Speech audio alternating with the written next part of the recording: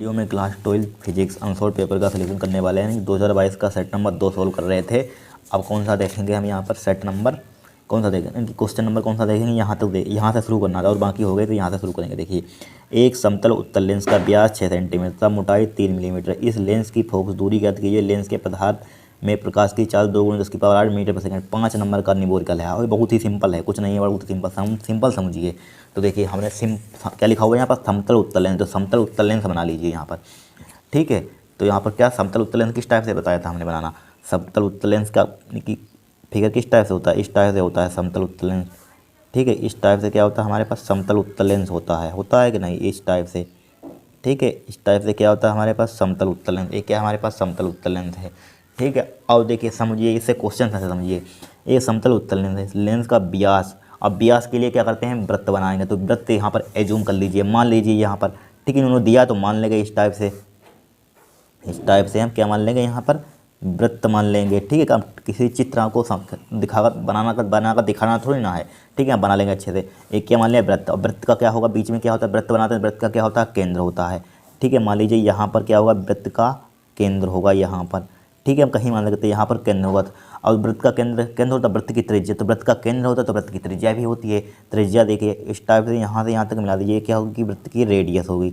एक रेडियस यहाँ पर हो गया, कितनी भी बना सकते हैं रेडियस, एक रेडियस इधर होगी, एक रेडियस हो गई, क्योंकि एक रेडियस बहुत सी त्रिज्या होती हैं, ठीक है। वृत्त में बहुत सी त्रिज्या अनंत बना सकते हैं, ठीक है। रेडियस बहुत सी त्रिज्या होंगी।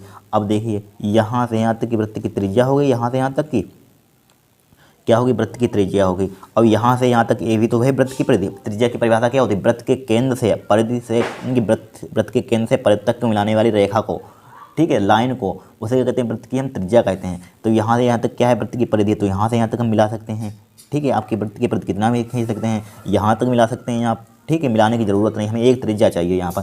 तो यहाँ पर क्या मान लेंगे, यहाँ से वृत्त के केंद्र से वृत्त की परिधि से मिलाने वाली रेखा को क्या कहते हैं, वृत्त की त्रिज्या कहते हैं। तो यहाँ से यहाँ तक क्या मान लेंगे, वृत्त की त्रिज्या मान ली हमने, मान ली वृत्त की त्रिज्या, ठीक है।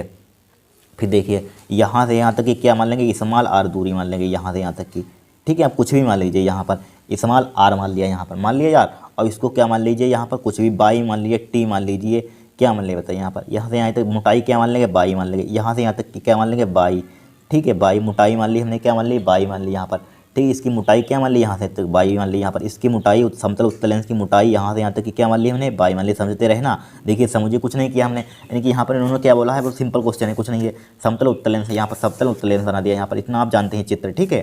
फिर क्या, लेंस का व्यास 6 सेंटीमीटर है। तो व्यास कहाँ होता है, पर जब वृत्त बनाते तभी तो व्यास आता है। तो वृत्त यहाँ पर एज्यूम कर लीजिए, यहाँ पर एज्यूम कर लिया, यहाँ पर मान लिया वृत्त के, जब वृत्त बनाते वृत्त में केंद्र होता है, जाहिर सी बात है। तो ये केंद्र बना दिया, यहाँ पर बना दिया। अब केंद्र बना देते तो हम, यानी कि केंद्र बना देते तो त्रिज्या भी होगी। त्रिज्या यानी कि वृत्त के केंद्र से परिधि तक मिलाने वाली रेखा को क्या कहते हैं, वृत्त की त्रिज्या कहते हैं। यहाँ से यहाँ तक त्रिज्या मिला सकते हैं, यहाँ पे एक और बना सकते हैं, यहाँ से यहाँ तक की आपकी मर्जी, एक और त्रिज्या बना सकते हैं, जरूरी थोड़ी ना एक बनाएंगे, यहाँ तो बना सकते हैं। इस टाइप से त्रिज्या कितनी भी बना सकते हैं, ठीक है। बाई और यहाँ पर आर, तो यहाँ पर समझिए इतनी दूरी यहाँ पर पूरी बाई है, और यहाँ से यहाँ तक ये क्या होगी, ये पूरी आर हो गई। यहाँ से यहाँ तक ये भी तो वृत्त की त्रिज्या है, ये भी वृत्त की त्रिज्या है। वृत्त की त्रिज्या वृत्त में समान होती हैं। एक त्रिज्या यहाँ से मान लीजिए इस टाइप से, ये भी वृत्त की त्रिज्या होगी आर। एक त्रिज्या ये मान लीजिए, ये भी वृत्त की त्रिज्या होगी कि नहीं होगी। तो यहाँ से यहाँ तक की पूरी क्या होगी, ये भी त्रिज्या होगी, यहाँ से यहाँ तक की होगी कि नहीं होगी।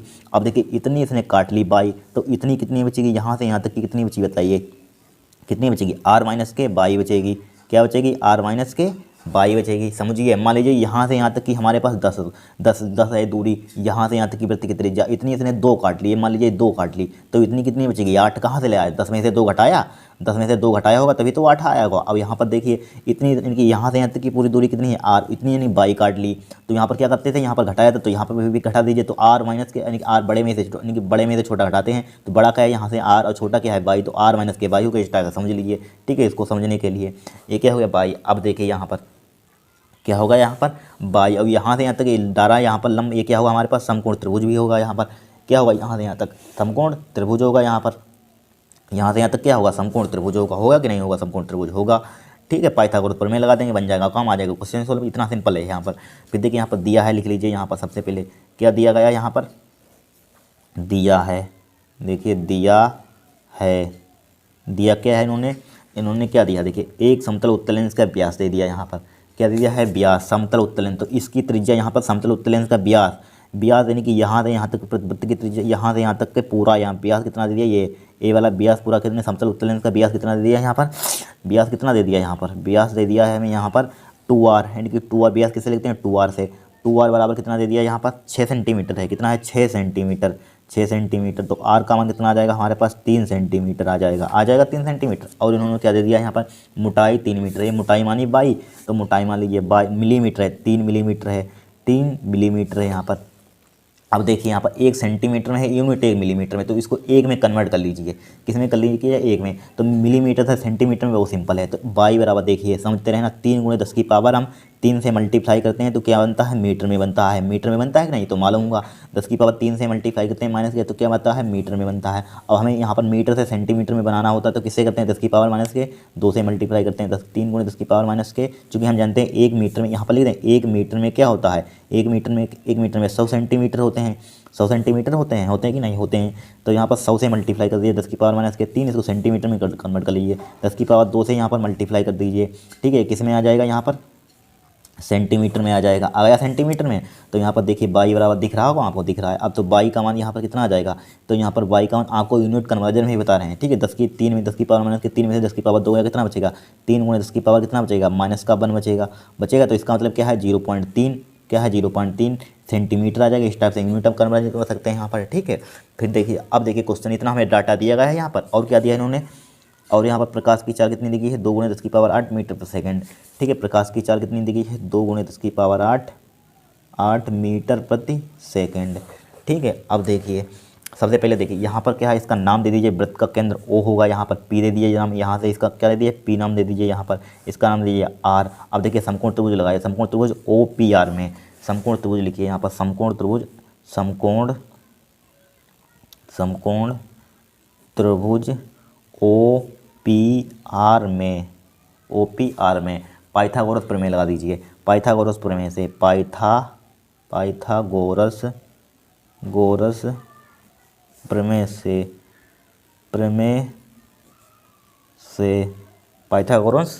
से, ठीक है। पाइथागोरस प्रमेय से, पाइथागोरस प्रमेय क्या होता है, कर्ण का स्क्वायर बराबर लंब का स्क्वायर, कर्ण स्क्वायर बराबर क्या होता है, लंब स्क्वायर प्लस आधार का स्क्वायर, कर्ण का स्क्वायर कितना दिया है, r का स्क्वायर लिख लीजिए यहाँ पर, कैपिटल R का स्क्वायर, ठीक है, समझते रहे ना। और लंब कितना है यहाँ पर, यहाँ से यहाँ तक का लंब कितना है, स्मॉल r है, तो स्मॉल r लिख लीजिए यहाँ पर, स्मॉल r लिख लिया बर, प्लस आधार कितना है हमारे पास, r माइनस के बाई, यहाँ से यहाँ तक क्या है आधार, r माइनस का बाई, तो r माइनस के बाई मान लिया यहाँ पर, r माइनस का बाई, इसका क्या हो जाएगा यहाँ पर, होल स्क्वायर हो जाएगा कि नहीं। अब इसको इधर ले आइए, तो यहाँ पर क्या हो जाएगा, r स्क्वायर माइनस के r स्क्वायर हो जाएगा बराबर, इसका होल स्क्वायर खोल लीजिए, a प्लस बी का होल स्क्वायर का फार्मूला क्या होता है, a स्क्वायर प्लस के b स्क्वायर, क्या हो जाएगा यहाँ पर, a स्क्वायर प्लस का b स्क्वायर हो जाएगा कि नहीं। इसका होल स्क्वायर खोलिए, देखिए a स्क्वायर प्लस का b स्क्वायर, ठीक है, क्या हो जाएगा यहाँ पर, a स्क्वायर प्लस का b स्क्वायर, या यहाँ पर अभी होल स्क्वायर खोलना नहीं चाहते हैं तो ये काम कर लीजिए, यहाँ पर क्या कर लीजिए, इसमें कामन ले लीजिए तो और सिंपल हो जाएगा। यहाँ पर छोड़िए इसको, इसमें हम यहाँ पर r स्क्वायर कामन ले लें, यहाँ पर a चला गया इधर, क्या चला गया यहाँ पर, या लिख लीजिए यहाँ पर क्या बचा, यहाँ पर देखिए समझिए, यहाँ पर देखिए इसको हम इधर ले आए, r स्क्वायर है, इसको मैं क्या ले आया, हम इधर ले आए इधर, तो बचा क्या यहाँ पर, r माइनस के बाई का क्या बचा यहाँ पर, होल स्क्वायर बचा, ठीक है। अब समझ गए होंगे। अब देखिए r स्क्वायर माइनस का स्मॉल r का स्क्वायर, अब देखिए इसमें r कामन ले लीजिए, r कामन लेंगे, क्यों r कामन, सिर्फ r कामन नहीं, यहाँ पर स्क्वायर लगा तो विद स्क्वायर आएगा, अगर q लगाता हो तो q आता है, यहाँ पर 4 पावर लगी तो 4 आता, 5 लगी तो 5 आता, ठीक है। तो बचा क्या, 1 माइनस के बाई अपान r, इसके नीचे r नहीं है, इसके साथ r नहीं है तो डिवाइड हो जाता है, ठीक है। इसका क्या हो जाएगा, होल स्क्वायर हो जाएगा। अब इसको इधर ले आइए, ठीक है, क्या ले आइए इसको इधर, यहाँ पर इधर आ नहीं पाएगा, इधर ही ले आइए, r स्क्वायर माइनस के r स्क्वायर डिवाइडेड बाई इसके उधर ले आइए, r स्क्वायर हो जाएगा। अब यहाँ पर क्या बचा, 1 माइनस के बाई अपान r का होल स्क्वायर बचा, यहाँ पर बचा होल स्क्वायर। अब देखिए होल स्क्वायर बचा, इसको r स्क्वायर माइनस के r square divided by r square, ठीक है। इसको अलग अलग बाद में लिख देंगे, छोड़िए। इसका होल स्क्वायर का फार्मूला खोलिए, देखिए 1 का स्क्वायर 1 a स्क्वायर प्लस के b square by square upon r square हो जाएगा, a square plus b square minus के 2ab, क्या होता है माइनस का 2ab, एक a इनके a b का कितना है बाई अपान r है यहाँ पर, ठीक है। यहाँ पर फार्मूला कौन सा खोला, ए प्लस बी का होल स्क्वायर, ए माइनस बी का होल स्क्वायर का फार्मूला क्या होता है, ए माइनस बी का होल स्क्वायर का फार्मूला क्या होता है, ए स्क्वायर इधर लिख देते हैं, ए स्क्वायर होता है ए स्क्वायर प्लस के बी स्क्वायर माइनस के 2ab। ठीक है, ये फार्मूला होता है यहाँ पर। तो यहाँ पर देखिए ए का मान है, बी का मान है, ए स्क्वायर वन का स्क्वायर वन प्लस के B square by upon R, इनकी by square upon are square minus के 2ab, यहाँ पर माइनस आता है माइनस के 2, ए का मान है वन, वन की मल्टीप्लाई के वन ही उतना ही आएगा, बी का मान है बाई अपन आर आ गया, यहाँ पर क्या आ गया, बाई अपन आर आ गया। ठीक है, अब देखिए इसको अलग अलग लिख लीजिए, क्या हो जाएगा r square upon are square, ठीक है, माइनस के r square upon are square. ठीक है, जब इसको अलग अलग लिखते हैं तो इसके साथ भी आर स्क्वायर आता है, इसके साथ भी बराबर बराबर क्या हो जाएगा, वन प्लस का by square upon r square हो जाएगा, यहाँ पर माइनस का क्या हो जाएगा 2/r हो जाएगा यहाँ पर। ठीक है, अब देखिए आर स्क्वायर से आर स्क्वायर उड़ा दीजिए तो वन माइनस का क्या बचेगा, r square upon r square बचेगा। ठीक है, प्लस का वन प्लस का by square upon r square बचेगा यहाँ पर। ठीक है, माइनस के 2/r बचेगा। अब देखिए यहाँ पर चूँकि यहाँ पर लिखिए चूँकि क्या होगा यहाँ पर बाई है यहाँ पर, देखिए ए बाई क्या बाई, इससे क्या देखिए छोटी दूरी है यहाँ पर, एक क्या है पूरी यहाँ से यहाँ तक कि क्या है बड़ी है, यहाँ पर क्या है बड़ी है कि नहीं, देख समझते रहे ना, एक क्या है छोटी है और क्या है बड़ी है, तो इससे क्या है बहुत छोटी है बाई। तो यहाँ पर लिखिए बाई इज ग्रेटर देन बहुत बड़ी है, यानी कि क्या है बहुत, इससे कितनी छोटी है कितनी बड़ी है, तो बहुत बड़ी है, इसका मान क्या है बहुत बड़ी है, यहाँ पर बहुत बड़ा है। ठीक है, क्या है बहुत बड़ा है, तब क्या करेंगे, तब यहाँ पर क्या होगा, इसको छोड़ देंगे हम, by square upon r square को क्या कर देंगे, छोड़ देंगे, by square upon r square को छोड़ने पर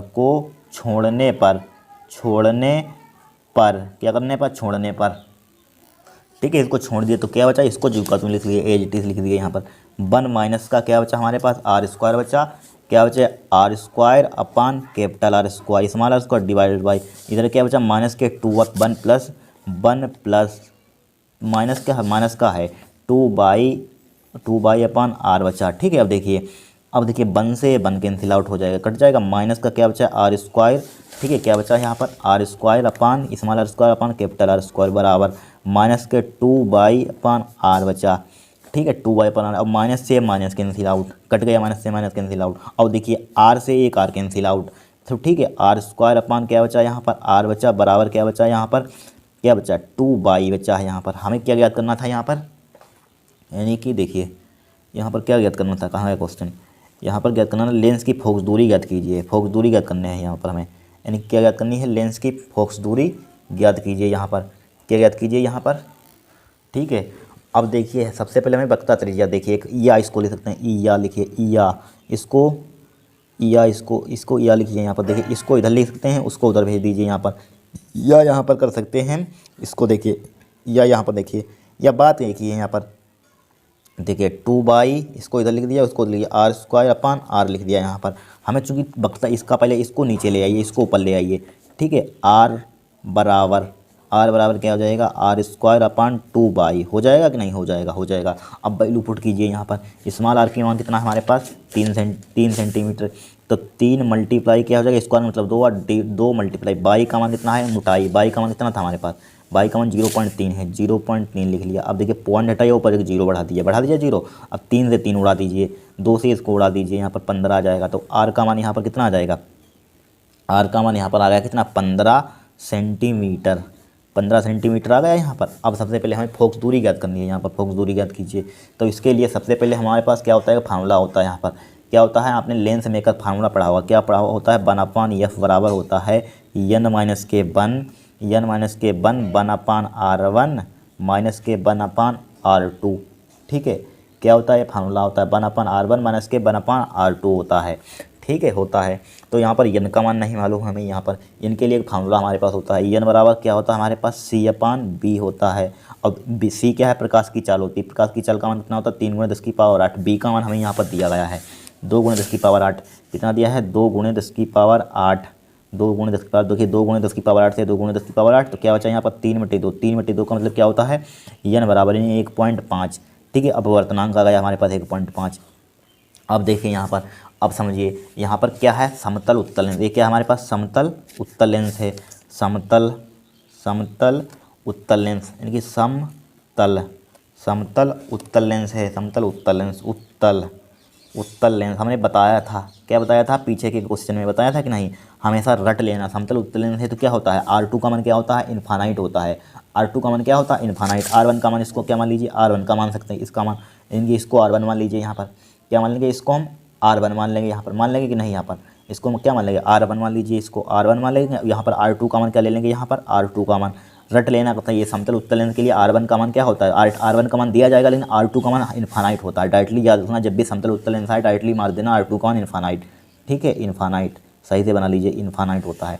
तो इसमें पुट कर दीजिए, तो 1/f बराबर इसका मान कितना निकला, 1.5 माइनस का 1/R1 का मान कितना है हमारे पास 15, R2 का मान कितना है, इन्फानाइट, कितना है, इन्फानाइट, लिख लिया इन्फानाइट। अब देखिए तो 1/f बराबर 1.5 माइनस के 1, तो इन्फानाइट इसको छोड़ दीजिए कि क्या बचा हमारे पास, 1/15 बचा। यहाँ पर क्या बचा, 1/15 बचा, बचा कि नहीं बचा, 1/15 बचा। तो क्या हो जाएगा यहाँ पर 1/f बराबर हो जाएगा, क्या हो जाएगा, 1.5 में से घटाइए। ठीक है, तो 1/f इसको देखिए 1.5 में से 1 घटाइए तो कितना बचेगा, 0.5, कितना बचेगा, 0 पॉइंट बचेगा, बचेगा नहीं बचेगा, 0.5। देखिए 1.5 में से 1 घटाएंगे 0.5 डिवाइड बाई क्या हो जाएगा, 15 हो जाएगा। 15 कि नहीं, पॉइंट हटाइए, यहाँ पर 0 बढ़ा लीजिए, क्या हटाइए, पॉइंट हटाइए, यहाँ पर नीचे 0 बढ़ा लीजिए। यहाँ पर देखिए 5 × 5 5 15, यानी कि कितना बचेगा यहाँ पर 5 × 5 15 एक बचेगा 0, तो कितना आ जाएगा, 1/30 आ गया यहाँ पर। ठीक है, काट अपने तरीके से, तो 1/f बराबर कितना आ जाएगा हमारे पास, 1/30 आ जाएगा। तो f का मान, फोर्स दूरी का मान कितना आ जाएगा हमारे पास, 30 सेंटीमीटर आ जाएगा यहाँ पर। ठीक है, क्या आ जाएगा, 30 सेंटीमीटर। देखिए कितना सिंपल सवाल है, 5 नंबर, कठिन कोई सवाल है। ये क्या होगा, हमारा आंसर होगा। यहाँ पर समझ लीजिए फिर से, यहाँ पर क्या कहा गया है, यहाँ पर क्या बोला गया है, व्यास दिया है। यहाँ पर समतल उत्तल लेंस बोला, समतल उत्तल लेंस का आप चित्र जानते हैं, इस टाइप से क्या होता है, फिगर होता है समतल उत्तल लेंस का। अब यहाँ पर क्या बोला गया है, व्यास। यहाँ पर इन्होंने क्या बोला है, व्यास का समझ जाइए। यहाँ पर व्यास, जब भी व्यास बोला जाए तो हमेशा ध्यान रखना गोला जरूर होगा। तो गोला यहाँ पर बना दिया, यहाँ पर वृत्त बना दिया यहाँ पर। ठीक है, वृत्त बनाते हैं तो ये केंद्र, व्यास है तो केंद्र होगा, जाहिर सी बात है। यहाँ से यहाँ तक पूरा क्या होगा, व्यास। ठीक है, व्यास का आधा क्या होती है, त्रिज्या होती है। यहाँ से यहाँ तक क्या होगा, व्यास होगा। व्यास होगा कि नहीं होगा, होगा, व्यास होगा। तो यहाँ से यहाँ तक पूरा क्या होगा, व्यास होगा। तो यहाँ से यहाँ तक क्या होगी, त्रिज्या होगी। यहाँ पर क्या होगी, त्रिज्या होगी। यहाँ पर होगी कि नहीं, त्रिज्या होगी। तो ये इतनी काट क्या, R- के बाई बची, और जो दिया है डाटा यहाँ पर लिख दिया। यहाँ पर समकोण त्रिभुज लगाया, पाइथागोरस प्रमेय लगाया, बस सिंप्लीफाई किया, कैलकुलेशन है यहाँ पर, बस आंसर आ जाएगा। यहाँ पर कितना सिंपल है क्वेश्चन। ठीक है, अब देखिए नेक्स्ट क्वेश्चन यहाँ पर क्या बोला गया है, एक समान विद्युत क्षेत्र में स्थित विद्युत द्विध्रुव पर लगने वाले बलयुग्म के आघूर्ण के लिए व्यंजक प्राप्त कीजिए। इसकी सहायता से विद्युत द्विध्रुव आघूर्ण की परिभाषा लिखिए। 5 नंबर का है, कुछ नहीं, बड़ा सिंपल है, डेरिवेशन 4 लाइन का होता है। तो यहाँ पर देखिए इस टाइप से हमारे पास क्या है, हमारे पास एक समान विद्युत क्षेत्र की तीव्रता, क्या लिखेंगे यहाँ पर, माना लिखिए। माना हम क्या माना बोल रहे हैं, उसको लिख लेना। ठीक है, तो 4 लाइनें क्या है, माना हमारे पास क्या है, एक विद्युत द्विध्रुव। ठीक है, विद्युत द्विध्रुव का माना कि विद्युत द्विध्रुव विद्युत द्विध्रुव ई तीव्रता के विद्युत क्षेत्र में थीटा कोण पर क्या है, यहाँ पर थीटा कोण पर रखा है। ठीक है, क्या हमारे पास थीटा कोण पर रखा है, क्या माना विद्युत द्विध्रुव ई तीव्रता के, क्या ई तीव्रता के, यहाँ पर ई तीव्रता के क्या लिखेंगे, ई तीव्रता के विद्युत क्षेत्र की दिशा में थीटा कोण पर रखा है। क्या लिखा है, ठीक है, थीटा कोण पर क्या रखा, थीटा कोण पर रखा है। ठीक है, इस पर क्यू मात्रा का आरोपित क्या है, क्यू मात्रा के बल आरोपित हैं। यहाँ पर इस पर यानी कि इस विद्युत द्विध्रुव पर क्या है, क्यू पर क्या है, बल आरोपित है। इस पर क्या है, क्यू बल आरोपित है। क्यू क्या है, क्यू मात्रा के क्या है, बल आरोपित है यहाँ पर। ठीक है, समान तथा समांतर दिशा में विपरीत, यानी कि प्लस का बल दिया है, माइनस यानी प्लस, माइनस का क्यू है, प्लस का समान है पर विपरीत है। यहाँ पर क्या है, विपरीत। आवेश तो समान है लेकिन बट क्या है, यहाँ पर विपरीत है। क्या है, यहाँ पर विपरीत है कि नहीं, है कि नहीं, विपरीत हैं। और यहाँ पर क्या ले सकते हैं, विपरीत दिशा में, इसका मिलकर एक बलयुग्म आघूर्ण बनाएंगे। दोनों मिलकर क्या बनाएंगे, बलयुग्म का आघूर्ण बनाएंगे। या बलयुग्म विद्युत द्विध्रुव की क्षेत्र की दिशा में लगने का प्रयत्न करेगा। क्या करेगा, विद्युत क्षेत्र की दिशा में लगने का प्रयत्न करेगा। देखिए समझ लीजिए फिर से, देखिए हमारे पास क्या, माना एक विद्युत द्विध्रुव इनकी माइनस का क्यू है पर क्या है, विद्युत द्विध्रुव ई तीव्रता के विद्युत क्षेत्र की दिशा में थीटा कोण पर क्या है, यहाँ पर थीटा कोण पर रखा है। ठीक है, इस पर क्यू मात्रा के क्या लगे हैं, यहाँ पर क्यू मात्रा के बल आरोपित होंगे, यहाँ पर आरोपित होंगे, जो समांतर क्या है, जो समान है, समांतर एवं विपरीत दिशा में, इनकी विपरीत है, प्लस का समान तो है लेकिन विपरीत हैं, विपरीत दिशा में क्या है, विपरीत दिशा में है। ठीक है, यह मिलकर एक बलयुग्म बनाएंगे तथा यह बलयुग्म द्विध्रुव को बल की दिशा में प्रयत्न करेंगे। ठीक है, क्या बल की दिशा में लाने का प्रयत्न करेंगे, इतना आप लिख सकते हैं। माना देखिए यहाँ पर, उसको माना मतलब कि डेरिवेशन देखिए यहाँ पर। तो यहाँ पर सबसे पहले एक फार्मूला देखिए, यहाँ पर यदि लिखिए, यदि यदि बल बल इगुम बल इगुम बल इगुम का आघूर्ण, आपने पढ़ा हुआ क्लास 11th में, बल इगुम का आघूर्ण, बल इगुम का आघूर्ण टाऊ, आघूर्ण लिखा हुआ है, टाऊ हो तो, टाऊ हो तो, ठीक है, बल इगुम का आघूर्ण टाऊ हो तो, ठीक है, दिख रहा होगा आपको, टाऊ हो, ठीक है, दूसरा पेन लेते हैं, टाऊ हो तो, बल इगुम का आघूर्ण टाऊ, टाऊ हो तो, ठीक है, दिख रहा है, क्या लिखा हुआ है, बल इगुम का आघूर्ण टाऊ हो तो, टाऊ हो तो टाऊ का फॉर्मूला क्या होता है, बल आघूर्ण बराबर क्या होता है, बल आघूर्ण का आपने पढ़ा हुआ क्लास 11 में, बल बल गुणे बलों के बीच की लंबवत दूरी, फॉर्मूला क्या होता है, बल गुणे बलों के बीच की लंबवत दूरी, बलों के बीच बीच की लंबवत दूरी क्या होती है, लंबवत दूरी, ठीक है, लंबवत दूरी क्या होता है हमारे पास, फार्मूला होता है कि नहीं यहाँ पर। तो लंबवत दूरी किस टाइप से निकालेंगे ये बताइए यहाँ पर। तो यहाँ पर बल लिखिए, देखिए टाउ बराबर बल, बल मतलब फोर्स, यानी कि एफ मल्टीप्लाई बलों के बीच की लंबवत दूरी, बलों के बीच की लंबवत दूरी, देखिए चित्र देखिए यहाँ पर, बलों के बीच की लंबवत दूरी यहाँ पर क्या होगी, यहाँ पर क्या है, बलों के बीच की लंबवत दूरी है, लंबवत दूरी में परपेंडिकुलर, इस टाइप से कोई लाइन खींची जाए, इस टाइप से क्या होता है, लंबवत होता है, मालूम होगा, छोड़िए। तो यहाँ से यहाँ तक की दूरी क्या होगी हमारे पास, बलों के बीच की लंबवत दूरी ए वाली है यहाँ पर, बलों की लंबवत दूरी। तो क्या है हमारे पास, ए क्या है हमारे पास, ए है यहाँ पर, ए है, ए से ए एम हो जाएगी, क्या हो जाएगी, ए एम हो जाएगा यहाँ पर, ए एम, चूँकि ए एम का मान हमें यहाँ पर मालूम नहीं है, मालूम है कि ए एम का मान नहीं मालूम है, तो ए एम का मान निकाल लेंगे यहाँ पर। देखिए यहाँ पर देखिए फार्मूला होता है, यहाँ पर यहीं पर निकालते, यहाँ पर डाल दीजिए इसको समीकरण 1। तो यहाँ पर यानी कि ये ले फार्मूला पढ़ा होगा, बताया था हर बार, बताइए, ले लाल बटे के ए क्या होता है, साइन थीटा के, क्या होता है, साइन होता है, कोस होता है, साइन थीटा बराबर क्या होता है, लंब बटे कर्ण, साइन थीटा बराबर क्या होता है, लंब बटे कर्ण, साइन थीटा बराबर क्या होता है, लंब बटे कर्ण, साइन थीटा बराबर लंब। अब देखिए कोण के सामने की भुजा क्या होती है, लंब होती है, कोण के सामने की भुजा क्या होती है, लंब होती है। तो ए एम लिख लेंगे यहाँ पर, ए एम लिख लिया। कर्ण क्या होता है यहाँ पर, समकोण त्रिभुज के सामने की क्या होता है, समकोण होगा, समकोण त्रिभुज के सामने की भुजा क्या होती है, कर्ण होती है। तो 12 कर्ण क्या होगा, 12, देखिए समझिए, कोण के सामने की भुजा क्या होती है, क्या होगा, लंब होगा, क्या होगा, लंबा। और कोण और समकोण त्रिभुज के सामने की भुजा क्या होती है, कर्ण होती है, क्या होगा, 12 होगा, कर्ण क्या होगा, 2l होगा कि नहीं। तो इसकी 12 की इधर मल्टीप्लाई कर दीजिए, 2l बराबर क्या हो जाएगा यहाँ पर, 12 यानी कि 12 बराबर, या 12 बराबर क्या हो जाएगा, 12 साइन थीटा हो जाएगा यहाँ पर, 12 साइन थीटा, यानी कि 12 की इधर मल्टीप्लाई कर दी, बराबर क्या बचा हमारे पास, ए एम बचा, तो ए एम का मान उठाइए यहाँ पर पुट कर दीजिए। तो क्या हो जाएगा, यानी कि ए एम का मान समीकरण 1 में लिखने पर, ए एम का मान समीकरण 1 में रखने पर, समीकरण 1 में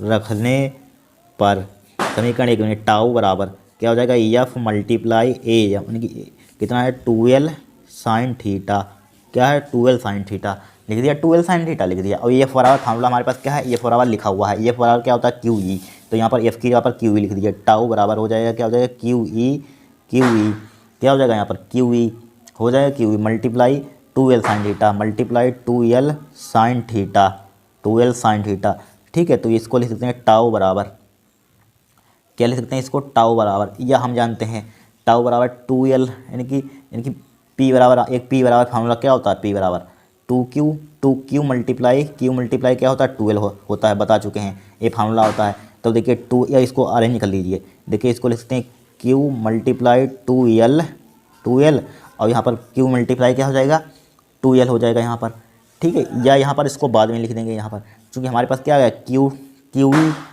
ई 2l आ गया यहाँ पर, ठीक है। QL यानी कि टाउ बराबर क्या हो गया हमारे पास, QL 2l, ठीक है। ये रुक जाइए, इसको सही से एक बार लिख लीजिए, टाउ बराबर क्या हो जाएगा, 2l QE, ये हमारे पास फार्मूला आ गया, एक आ गया कि नहीं आ गया, ठीक है, आ गया यहाँ पर एक फार्मूला, इतना आपको प्रूफ करना, यही निकालना था, ठीक है। या इसको हम लिख सकते हैं यहाँ पर, क्या लिख सकते हैं यहाँ पर, P बराबर क्या होता है, Q इंटू 12, तो Q इंटू TL, इसकी जगह पर क्या लिख सकते हैं, P। तो टाउ बराबर क्या हो जाएगा, PE, क्या हो जाएगा, PE साइन थीटा हो जाएगा, PE साइन थीटा हो जाएगा। बस इतना आपको प्रूफ करना था, ठीक है, यही निकालना था, यानी कि व्यंजक प्राप्त कीजिए, हो गया व्यंजक यहाँ पर, क्या होगा यहाँ पर, व्यंजक हो गया। अब यहाँ पर लिखने का है, यहाँ पर यदि हम यहाँ पर यदि विद्युत क्षेत्र की दिशा में थीटा समांतर रखा तो या पर अगर हम यहाँ पर हमें चूंकि परिभाषा भी लिखनी है, किसकी परिभाषा लिखनी है यहाँ पर, यानी कि इसकी सहायता से विद्युत द्विध्रुव आघूर्ण की परिभाषा लिखिए।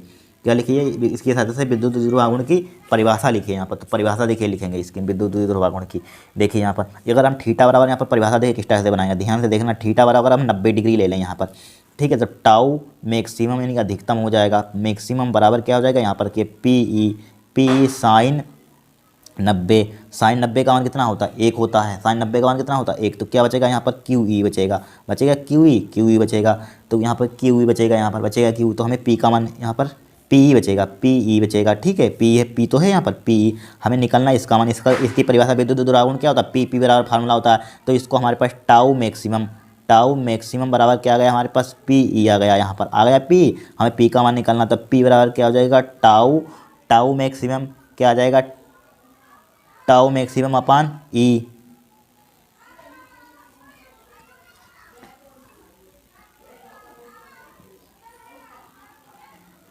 पी बराबर क्या हो जाएगा, टाउ मैक्सिमम अपान ई हो जाएगा, यहाँ पर हो जाएगा।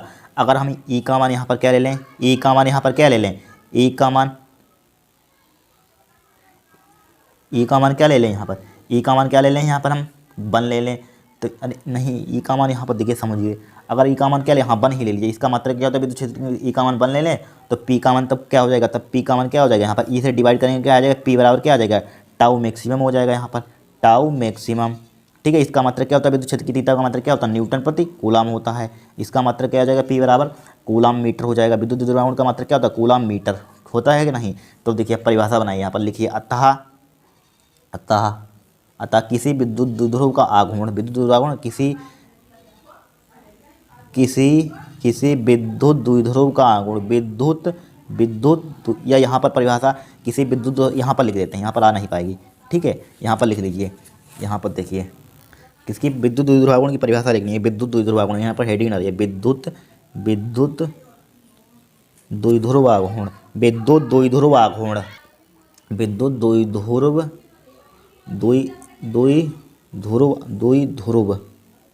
द्विध्रुव आघूर्ण, इसकी परिभाषा लिखनी है। लिखिए क्या लिखिए, विद्युत द्विध्रुव आघूर्ण है, यहाँ पर क्या है, विद्युत। तो ये क्या लिखेंगे यहाँ पर, अतः या किसी लिखिए, किसी विद्युत द्विध्रुव, किसी विद्युत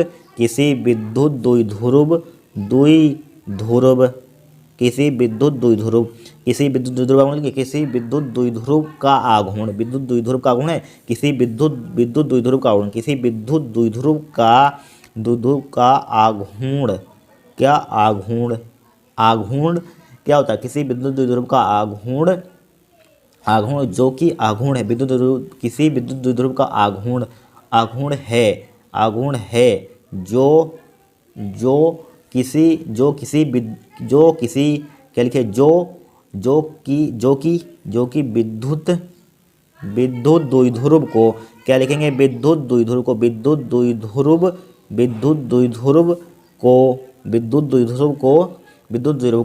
क्या लिया है यहाँ पर, विद्युत क्षेत्र की तीव्रता के लिए कितनी 1, तो 1 न्यूटन प्रति कूलम, ठीक है। कितनी है हमारे पास विद्युत क्षेत्र की तीव्रता, ई बराबर 1 न्यूटन प्रति कूलम है। तो विद्युत द्विध्रुव को 1 न्यूटन, या न्यूटन हिंदी में लिख लीजिए, न्यूटन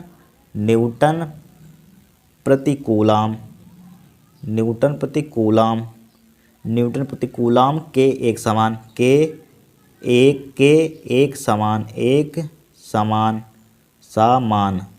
विद्युत क्षेत्र में, ठीक है, विद्युत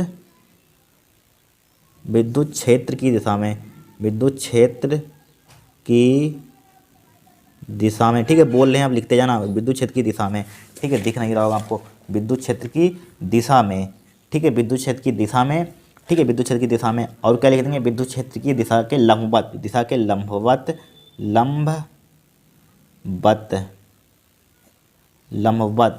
ठीक है। लंबवत रखने पर लंबवत रखा था विद्युत द्विध्रुव आघूर्ण, लंबवत रखा था, बता चुके हैं, ठीक है। लंबवत रखने पर द्विध्रुव पर लगता है, लंबवत रखने पर द्विध्रुव पर लगता है, द्विध्रुव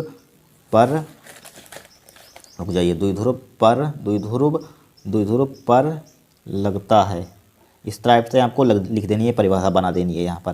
ठीक है, क्या किसी विद्युत द्विध्रुव का आघूर्ण व आघूर्ण जो किसी विद्युत द्विध्रुव को 1 न्यूटन प्रति कूलाम के एक समान विद्युत क्षेत्र की दिशा में लंबवत रखने पर द्विध्रुव पर लगता है।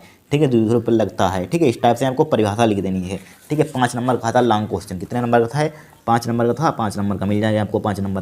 फिर देखें नेक्स्ट क्वेश्चन, दिए गए परिपथ के लिए प्रत्येक शाखा में बहने वाली धारा की गणना कीजिए। देखिए निकालेंगे।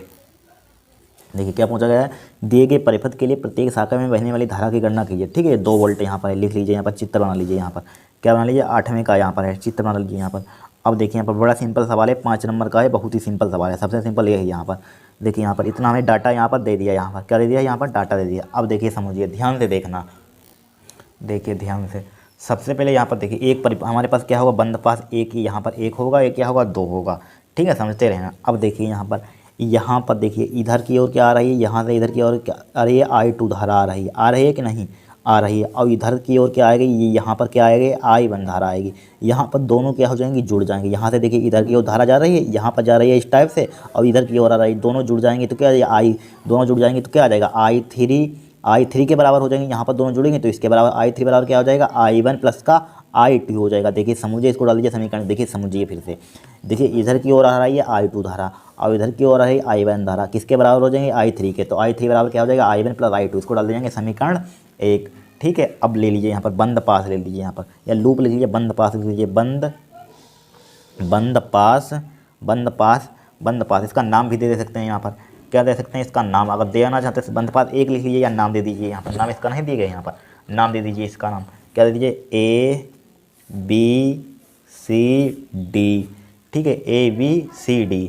तो इसका नाम दे दीजिए यहाँ पर बंद पास। किधर से दे देंगे? यानी कि ADCA।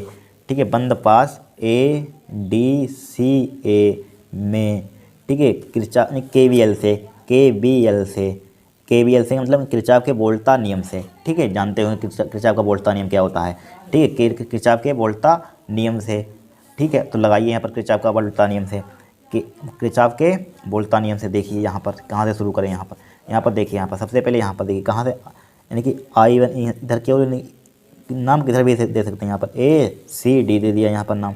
ठीक है, यहाँ पे ए वाला पहले बंद पास एक बन लिया। यहाँ पर बन है दोस्तों, पहले बन ले लीजिए। यहाँ पर बन लिख लीजिए। यहाँ पर क्या लिख लीजिए? बंद पास क्या लिख लेंगे? बन।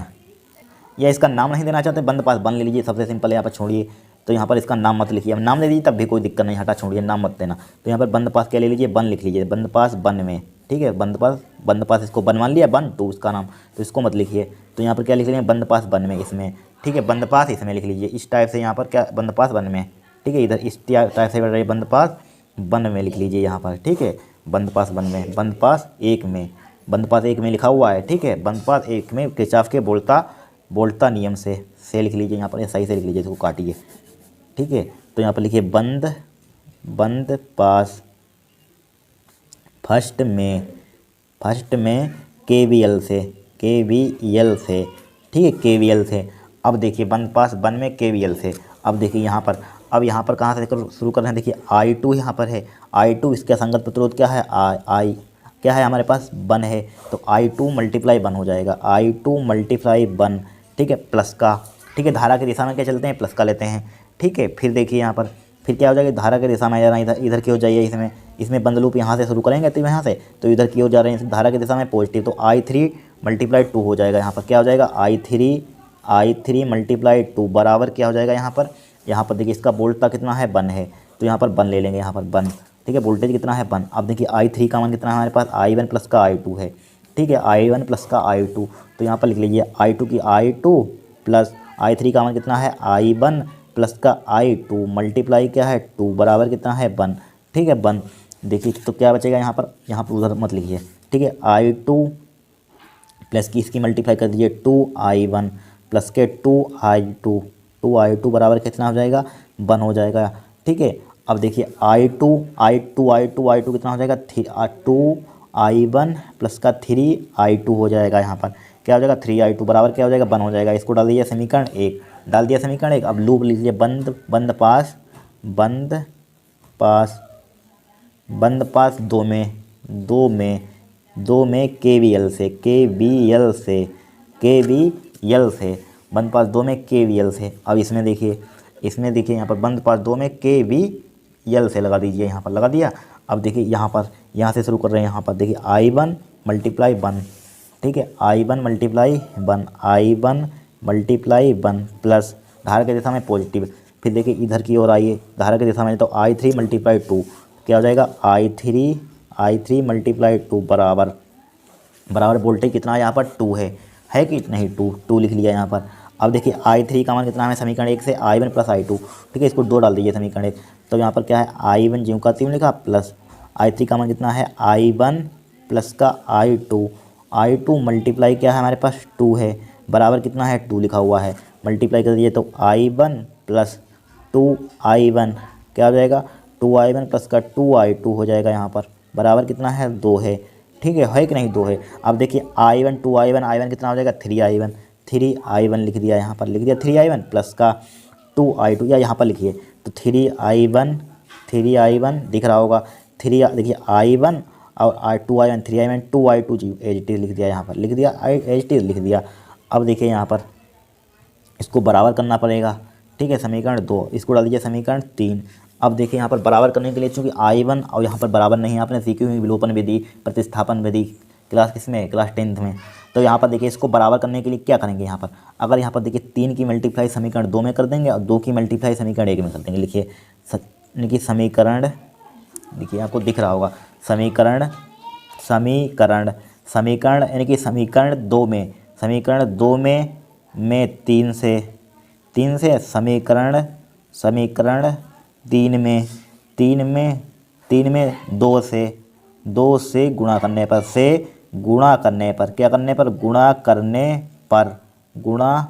पर कर दीजिए गुणा। समीकरण 2 में 3 से, इसमें 3 से मल्टीप्लाई कीजिए, 3 से 3 दूनी 6I1 हो जाएगा प्लस का 3 तिया 9I2 हो जाएगा बराबर क्या हो जाएगा 3 एकन 3। फिर देखिए समीकरण 3 में 2 से, समीकरण 3 में इसमें 2 से मल्टीप्लाई कीजिए, 3 दूनी 6I1 हो जाएगा प्लस का 2 दूनी 4I2 हो जाएगा बराबर क्या हो जाएगा 2 एकन 2 हो जाएगा। देखिए समझिए समीकरण 2 में 3 से इसमें 3 दूनी 6 हो जाएगा प्लस का 3 तिया 9 हो जाएगा I2, 3 एकन 3 हो जाएगा, ठीक है। और फिर देखिए 2 से समीकरण 2 में समीकरण 3 में 2 से, समीकरण 3 में 2 तिया 6 हो जाएगा, 2 दूनी 4 हो जाएगा, 2 दूनी और यहाँ पर कितना हो जाएगा, देखिए समझिए यही गलती देखिए हो रही थी। समीकरण 3 में 2 से गुणा करने पर 2 से यहाँ पर 2 से गुणा करिए, देखिए 2 तिया 6 हो जाएगा I1, 2 दूनी 4I2 हो जाएगा, 2 दूनी 4 हो जाएगा यहाँ पर, ठीक है, चेक कर लेना आप, ठीक है। अब यहाँ पर क्या कर लिख देंगे, यहाँ पर इसको डाल दीजिए समीकरण 4, इसको डाल दिया समीकरण 5, ठीक है, डाल दिया यहाँ पर 5। अब लिख दीजिए घटाने पर क्या होता है साइन चेंज होते हैं, माइनस का हो जाएगा प्लस का माइनस का हो जाएगा, माइनस का 6I1 से 6I1 कैंसिल हो जाएगा, 9I2 में से 4I2 की गया कितना बचेगा 5I2 बचेगा, कितना बचेगा 5I2, 9 में से 4 गया कितना 5 बराबर। देखिए यहाँ पर क्या था 4 था, और था कि नहीं था 4 था, देखिए माइनस का है और क्या है यहाँ पर प्लस का है, तो 4 में से 3 गया कितना बचेगा बताइए यहाँ पर, ठीक है, कितना बचेगा माइनस का 1 बचेगा कि नहीं। तो यहाँ पर देखिए I2 का मान कितना आ जाएगा हमारे पास I2 का मान, इसको डिवाइड मल्टीप्लाई का नीचे डिवाइड में माइनस का 1/5 यानी कि I2 का मान आ गया हमारे पास, पहला आंसर हो गया यहाँ पर। अब देखिए I2 का मान उठाइए, सबसे हल्की समीकरण में रखिए, जो सबसे आपको हल्की है सबसे दिख रही है, देखिए कौन सी है सबसे हल्की समीकरण कौन सी है, I2 का मान समीकरण ये इसमें रखिए, समीकरण 2 में रखने पर, समीकरण 2 में I2 का मान समीकरण 2 में रखने पर लिखिए I2 का मान I2 का, या यहाँ पर आ नहीं पाएगा दूसरे में कर लीजिए, I2 का मान यहाँ पर सॉल्व कर लें, देखिए यहाँ पर पेज था वो, यहाँ पर I2 का मान यहाँ पर सॉल्व कर लीजिए। I2 का मान समीकरण 2 में रखने पर, I2 का मान समीकरण 2 में रखने पर, समीकरण 2 में रखने पर समीकरण 2 क्या हमारे पास 2I1 ज्यों का 3 का प्लस क्या 3 मल्टीप्लाई I2 का मान कितना निकाला था माइनस के 1/5, देख लेना माइनस के 1/5 निकाला, बराबर कितना हमारे पास 1 है, 1 लिख लिया। अब देखिए 2I1 अब माइनस का कितना हो जाएगा यहाँ पर 3/5 हो जाएगा, बराबर कितना हो जाएगा 1 हो जाएगा। अब 2I1 बराबर क्या हो जाएगा 2I1, इसको उधर ले जाइए 1 प्लस का क्या हो जाएगा 3/5 हो जाएगा। तो यहाँ पर देखिए 2I1 बराबर इसका एलसीएम कितना आ जाएगा 5 आ जाएगा, 5 एकन 5 प्लस का कितना 3 डिवाइड बाई क्या हो जाएगा 5, ठीक है, 5 और 3 8 बटे कितना हो जाएगा 5 हो जाएगा 5। अब देखिए I1 का मान निकाल लीजिए, I1 का मान निकालेंगे कितना आ जाएगा 8/5 और इसको नीचे ले डिवाइड का हो जाएगा 2, तो 2 2 चक्कू 8, तो कितना आ जाएगा यहाँ पर I1 का मान कितना आ जाएगा 4/5 आ जाएगा। I1 का मान कितना आ जाएगा 4/5 आ जाएगा कि नहीं आ जाएगा। I1 का 4/5 एम्पियर। ठीक है, मात्रक जरूर लिख लेना एम्पियर। ठीक है, इसमें भी मात्रक लिख लीजिए, इसमें मात्रक नहीं लिखा था, एम्पियर लिख लीजिए यहाँ पर। ठीक है, अब देखिए यहाँ पर I1 का मान आ गया, I2 का मान हमारे पास कितना आया था माइनस का 1/5 आया। ठीक है, 1/5 आया, 1/5। अब देखिए यहाँ पर 1/5 आया। ठीक है, अब यहाँ पर देखिए 1/5 आया, तो यहाँ पर देखिए I3 बराबर क्या है हमारे पास, I3 बराबर क्या है हमारे पास I1 प्लस का I2। ठीक है, समीकरण एक, इनकी समीकरण एक में I1 I2 का मान I1 I2 के मान रखने पर, ठीक है, आप लिख लेना। तो I3 का मान भी यहाँ पर I1 का मान कितना निकाला था हमने 4/5 निकाला था, 4/5। अब Y2 का मान कितना निकाला माइनस के 1/5। ठीक है, इसका एल्सियम ले लीजिए यहाँ पर I3 बराबर इसका एल्सियम कितना आ जाएगा 5, 4 माइनस का कितना आ जाएगा 1 हो जाएगा। 4 में से गया कितना बचेगा यहाँ पर 3/5, कितना बचेगा 3/5। इसका बचेगा प्लस का बचेगा 3/5, प्लस का बचेगा। तो I3 का मान भी आ गया हमारे पास 3/5। ठीक है, I3 का मान आ गया 3/5 एम्पियर। ठीक है, तीनों क्या हो जाएगा हमारे आंसर हो जाएगा, दोनों आंसर हो जाएगा। I3 का मान 3/5, I1 का मान आंसर, I2 का मान माइनस के 1/5। ठीक है, यहाँ पर मात्रक लिख लीजिए यहाँ पर। ठीक है, मात्रक एम्पियर होता है, एम्पियर। ठीक है, इस तरह से सिंबल बना दीजिए यहाँ पर इस टाइप से। ठीक है, कितने नंबर आपको मिल जाएंगे 5 नंबर मिल जाएंगे। क्या बताया था कितना सिंपल है 5 नंबर का सवाल। ठीक है, इस टाइप से इसको सोल्व करना था। अब देखिए नेक्स्ट क्वेश्चन है यहाँ पर। नेक्स्ट क्वेश्चन क्या है, पीएन संधि डायोड के लिए अग्रदिशी अभिनय तथा उत्क्रम अभिनय से क्या तात्पर्य है। ठीक है, यह पूर्ण दृष्टकारी के रूप में कैसे प्रयुक्त होता है, परिवर्त आरेख बनाकर समझाइए। देखिए समझाएंगे हम। सबसे पहले यहाँ पर देखिए इसकी परिभाषा, पहले चित्र आपको बना लेना, चित्र पहले बाद में समझिए, पहले इसका देखिए यहाँ पर पढ़िए क्या लिखा, या पहले यहाँ पर समझ लीजिए। यहाँ पर हमारे पास क्या है अग्रमणिति है यहाँ पर। ठीक है, क्या है यहाँ पर अग्रमणिति। जब यहाँ पर क्या है पीएन संधि डायोड को, पीएन संधि यहाँ पर क्या है पीएन है यहाँ पर, पीएन संधि डायोड को यहाँ पर। ठीक है, क्या है हमारे पास पीएन संधि डायोड है यहाँ पर। ठीक है, क्या हमारे पास पी क्रिस्टल होता है और ये क्या होता है हमारे पास एन। यहाँ पर एक पी यहाँ पर क्या है एन है, यहाँ पर एन है। यहाँ पर क्या है पीएन संधि डायोड के पी टाइप इन क्रिस्टल में बाह्य बैटरी के धन सिरे से, यानी कि क्या हमारे पास एक बैटरी है यहाँ पर। बैटरी इधर क्या होता है बड़े वाले पर क्या होता है पॉजिटिव होता है, इसको इस पर क्या होता है निगेटिव होता है कि नहीं। क्या होता है पीएन ईएन। ये क्या होता है हमारे पास कोटर होते हैं, ये क्या होता है इलेक्ट्रॉन होते हैं। कोटर को इंग्लिश में होल कहते हैं। ठीक है, मालूम होगा। तो यहाँ पर देखिए हमारे पास किस टाइप से लिखेंगे, जब पीएन संधि क्या है पीएन है यहाँ पर, पीएन संधि डायोड को, डायोड के लिख सकते हैं, डायोड के पी टाइप क्रिस्टल को बाह्य बैटरी के धन सिरे से, पी टाइप है यहाँ पर बाह्य बैटरी के धन सिरे से। यहाँ पर देखिए समझिए, यहाँ पर क्या लिखा हुआ है प्लस का लिखा हुआ है, यहाँ पर क्या है निगेटिव है। पी को किससे जोड़ देंगे हम धन सिरे से, यानी कि पॉजिटिव सिरे से। ठीक है, क्या जोड़ देंगे पी को किससे जोड़ देंगे धन सिरे से जोड़ देंगे। इन क्रिस्टल को क्या यानी कि एन को किससे जोड़ देंगे हम, एन को किससे जोड़ देंगे यहाँ पर, एन क्रिस्टल को क्या एन टाइप क्रिस्टल को किससे जोड़ देंगे यहाँ पर निगेटिव से, किससे जोड़ देंगे नेगेटिव से जोड़ देंगे। ठीक है, इस टाइप से जो बोल रहे हैं माना वही लिख देना है। ठीक है, पी को किससे जोड़ देते हैं धन सिरे से, इनको किससे जोड़ देते हैं ऋण सिरे से जोड़ देते हैं यहाँ पर। ठीक है, या संधि, फिर यह संधि क्या कहलाती है हमारे पास, या संधि क्या कहलाती है उत्क्रम अभिनय कहलाती है। क्या कहलाती है उत्क्रम अभिनय। उत्क्रम अभिनय को इंग्लिश में क्या कहते हैं, अग्रमणित को क्या कहते हैं यहाँ पर, अग्रमणित को क्या कहते हैं यानी कि अग्रमणित कहलाती है। क्या कहलाती है अग्रमणित। अग्रमणित को इंग्लिश में क्या कहते हैं, इंग्लिश में इसको कहते हैं, रुक जाइए, इंग्लिश में कहते हैं फॉरवर्ड वाइसिंग। इंग्लिश में इसको क्या कहते हैं फॉरवर्ड वाइसिंग। ठीक है, यानी कि क्या अग्रमणित, अग्रमणित क्या होती है देखिए समझिए, यानी कि जब पीएन संधि क्या है पीएन संधि के डायोड के पी क्रिस्टल को धन सिरे से, एन क्रिस्टल को ऋण सिरे से, क्या ऋण सिरे से जोड़ते हैं, तो यह संधि यानी कि अग्रमणित कहलाती है। क्या कहलाती है अग्रमणित कहलाती है। ठीक है, लिख देंगे यहाँ पर क्या कहलाती है अग्रमणित, वही लिखा होगा। देखिए जब संधि डायोड के पी क्रिस्टल को बाह्य बैटरी के धन सिरे से, तो एन क्रिस्टल को बैटरी के ऋण सिरे से, ठीक है ऋण सिरे से जोड़ते हैं, तो यह संधि अग्रमणित कहलाती है। क्या कहलाती है अग्रमणित कहलाती है। फिर क्या लिखा हुआ है इस दशा में, ठीक है इस दशा में क्या लिख देंगे यह संधि अग्रमणित कहलाती है। फिर क्या लिख देंगे इस संधि यानी कि इस दशा में, यहाँ पर क्या लिख देंगे इस कहाँ गया यहाँ पर इस ये संधि अग्रमणित इस दशा में पीएन संधि डायोड में पी क्षेत्र से एन क्षेत्र की ओर एक बाह्य विद्युत क्षेत्र स्थापित हो जाता है। पी क्षेत्र से एन क्षेत्र की ओर क्या है देखिए, एन क्षेत्र से क्या हो जाता है यहाँ पर एक बाह्य विद्युत क्षेत्र उत्पन्न हो जाता है। ठीक है, इस दशा में पीएन संधि डायोड के पी क्षेत्र एन क्षेत्र में बाह्य विद्युत क्षेत्र इनकी स्थापित हो जाता है। ठीक है, तो यह क्षेत्र आंतरिक विद्युत क्षेत्र के से कई अधिक शक्तिशाली होता है, यानी कि आंतरिक इंटरनल यानी कि इंटरनल एक्टिव फील्ड से क्या होता है बहुत ही अधिक पावरफुल होता है। ठीक है, शक्तिशाली होता है। इस प्रकार संधि डायोड में विद्युत क्षेत्र के कारण कोटर पी, एक है कोटर यहाँ पर है। ठीक है, कोटर पी क्षेत्र पी कोटर यानी कि संधि डायोड में विद्युत क्षेत्र के कारण कोटर यानी कि पी क्षेत्र से एन क्षेत्र की ओर विद्युत क्षेत्र की दिशा में चलने लगते हैं। देखिए पी से एन की ओर जा रहे हैं, कोटर चल रहे हैं कि नहीं, दिख रहा होगा आपको, चलने लगते हैं। ठीक है, एन क्षेत्र की विद्युत क्षेत्र की दिशा में चलने लगते हैं, जबकि इलेक्ट्रॉन एन से पी की ओर चलते हैं। और इलेक्ट्रॉन क्या उल्टे जस्ट अपोजिट, एन से यानी पी की ओर चलते हैं, यानी कि कोटर किससे चलते हैं, पी से एन की ओर, और इलेक्ट्रॉन किससे चलते हैं, एन से पी की ओर चलते हैं। एन से पी की ओर यानी कि विद्युत क्षेत्र की दिशा में चलने लगते हैं, जबकि इलेक्ट्रॉन एन क्षेत्र से पी क्षेत्र की ओर विद्युत क्षेत्र के विपरीत दिशा में है, विपरीत उल्टे मैंने बताया, विपरीत दिशा में चलने लगते हैं, विपरीत दिशा में चलने लगते हैं। इस प्रकार परिपथ में एक धारा बहने लगती है जो संधि पर आरोपित वोल्टेज बढ़ाने पर तेजी से बढ़ती है। ठीक है, इस टाइप से हमको किस में लिख देना, अग्रम में, फॉरवर्ड वाइसिंग में लिख देना, फिर उत्क्रम अवनति में देखिए। ठीक है, तो इसका चित्र आप बना लेना यहाँ पर, इस टाइप से, यहाँ पर इसका चित्र, अगर धारा यहाँ पर मिली एम्पीयर में है, वोल्टेज यहाँ पर है। ठीक है, इस टाइप से यहाँ जाती है, उस टाइप से आपको चित्र बना लेना जर्मेनियम यहाँ पर। ठीक है, यहाँ पर इसको फिगर बना लेना इस टाइप से। ठीक है, बना लेना जरूर। ठीक है, रिपीट होते रहते हैं क्वेश्चन। फिर देखिए उत्क्रम अभिनत क्या होता है, इसके लिए चित्र देखिए कहाँ गया यहाँ पर, इसके लिए चित्र आपको बनाना है। उत्क्रम अभिनत देख लिए क्या होता है यहाँ पर, क्या हमारे पास भाई क्या है, कोटर है, क्या है इलेक्ट्रॉन है, क्या है कोटर है इलेक्ट्रॉन है यहाँ पर, है कि नहीं। देखिए यहाँ पर समझिए, जब संधि डायोड को पी क्षेत्र को बाह्य यानी पी क्षेत्र एन क्षेत्र यहाँ पर पी क्षेत्र को किससे जोड़ते हैं, पी क्षेत्र को बाह्य बैटरी के ऋण से, भाई उल्टा कर देंगे आपने, जस्ट आपने अगर बोला उसको उल्टा अपोजिट कर दीजिए।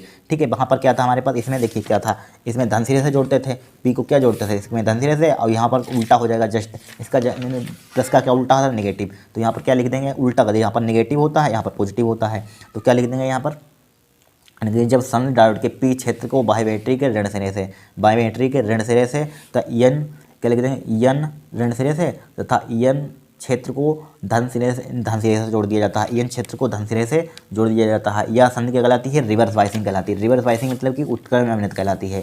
ठीक है, क्या कहलाती है, उत्क्रमण अभिनत कहलाती है। वही लिखा हुआ, जब संधि डायोड के पी क्षेत्र को बाह्य बैटरी के ऋण सिरे से तथा एन क्षेत्र को धन सिरे से जोड़ा जाता है तो यह संधि रिवर्स वाइसिंग कहलाती है। तथा यदि यहाँ पर क्या लिखा हुआ, यदि पी से बैटरी का ऋण सिरा, पी से बैटरी का ऋण, पढ़ लिए, पी से बैटरी का ऋण सिरा तथा एन से धन सिरा, पी का यहाँ पर पी का ऋण सिरा यहाँ पर, और एन का धन सिरा। ठीक है, धन सिरा जोड़ देते हैं तो कोटर का इलेक्ट्रॉन संधि के दूर हट जाते हैं। कोटर इलेक्ट्रॉन क्या हो जाते हैं, संधि से दूर हट रहे हैं, देख रहे हैं दूर हट रहे हैं, यहाँ पर दूर हट जाते हैं। ठीक है, इलेक्ट्रॉन से दूर हट जाते हैं और धारा का बहना बंद हो जाता है, धारा नहीं बहती है। ठीक है, यह उत्क्रमण अभिनत में एक बहुत क्षीण उत्क्रम धारा बहती है, क्षीण उत्क्रम धारा बहती है। ठीक है, इसका कारण यह है कि दोनों पी तथा एन में ऊष्मीय विक्षेप का कारण कुछ इलेक्ट्रॉन तथा कोटर विद्यमान होते हैं। ठीक है, क्या होते हैं, कुछ इलेक्ट्रॉन तथा कोटर क्या होता है, विद्यमान होते हैं। पी क्षेत्र में उपस्थित इन इलेक्ट्रॉन को तथा इन क्षेत्र में उपस्थित इन कोटर को अलसंख्यक वाहक कहते हैं। ठीक है, उत्क्रमण वोल्टेज के बहुत अधिक बढ़ जाने पर उत्क्रमण धारा बहुत अधिक बढ़ जाती है, क्योंकि संधि के पास सहसंयोजक बंध टूट जाता है, यानी कोवैलेंट बॉन्ड क्या हो जाता है, ब्रेक हो जाता है। यह स्थिति एवलांस भंजन कहलाती है। ठीक है, क्या कहलाती है, एवलांस भंजन कहलाती है। इसका आपको फिगर बना लेना है इस टाइप से, क्या बना लेना है, उत्क्रमण होते हैं इस टाइप से आपको क्या बनाना है, फिगर बना लेना है। ठीक है, बना लेना, मिली एम्पीयर में है यहाँ पर धारा।